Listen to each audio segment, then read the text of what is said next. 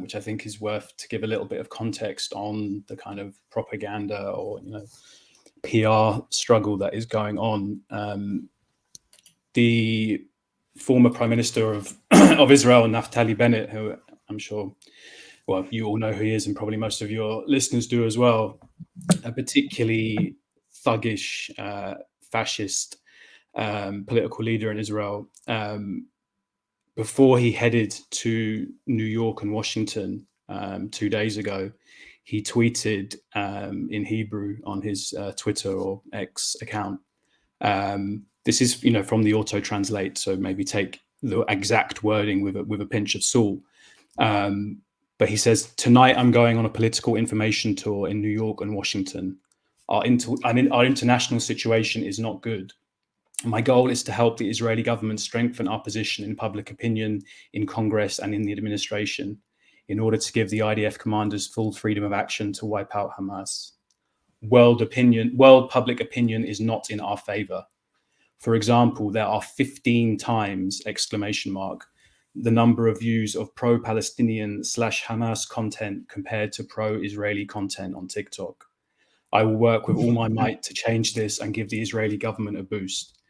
And so I think in a way that is encouraging, and it shows that the fact that I think this week, and we can discuss the Hamas's ISIS framing specifically. I think that worked, or is working, or did work on kind of people that were already convinced. I think initially, when there was the initial blitz of really egregious atrocity propaganda in the first few days post October the 7th, I think it probably worked on a broader group of people then. But I think what we have, writing that article already feels like a lifetime ago. It was two, maybe 3 weeks ago, and things have moved so far from then that actually, I've not been keeping tabs on it kind of that systematically, but I think that the Hamas's ISIS justification has kind of almost dropped off a little bit, and I think they're trying different things because the savagery of the last few weeks, I think in some ways they've almost stopped trying to justify in a certain way. It's like they're just doing it. Obviously, they're concerned, hence why Naftali Bennett is going to the US specifically for those reasons. But I don't think that the Hamas's ISIS framing is really working anymore beyond the people that would be inclined to believe it anyway. I do. Having said that, there is I constantly try to remind myself that, largely the people that I interact with and follow, we are in a bubble to some extent, and I consciously try and step outside of that bubble. And there is a significant portion of Islamophobic opinion that can be tapped into to aid that. But in his opening remarks, Ali mentioned that 80% of the US public want to ceasefire. 80% of Republicans. 66%. Sorry, 66. Yeah, sorry. 80% of Democrats and 57% of Republicans, which shocked me, frankly. Yeah, so a clear majority of Republicans even wanted a ceasefire, and this was, before we'd even seen the worst of it. Yeah. So the same is true in the UK. The most recent public opinion poll by YouGov that I've seen, I think, was from the 20th of October.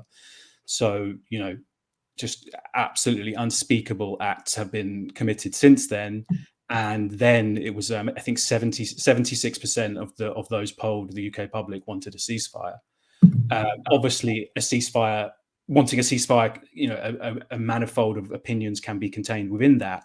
But I think the initial outrage that was generated, very, very, very deliberately with the atrocity propaganda regarding the supposed beheaded babies, etc. I think that did give. I think Israel could have got away with, let's say, a week of carnage from that, but they've continued and they've gone to this kind of maximalist position of they're not going to stop. And I think it is very evident that that is causing them and the US consequently. And, again, what you opened with, Ali, the fact that the US is trying to imply they want to restrain Israel but are helpless to do so. And, obviously it's transparently absurd, but it's also them wanting to limit or attempt to mitigate the global, I think PR, using the word PR kind of cheapens the severity of what we're talking about to an extent, but it's a PR disaster, and it's not going to be forgotten.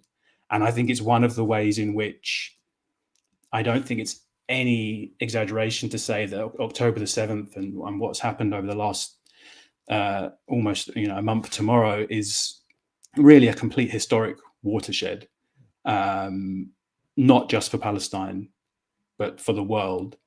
And it's something, what happened on October 7th is, from the perspective of the collective West, it's something that was not supposed to happen.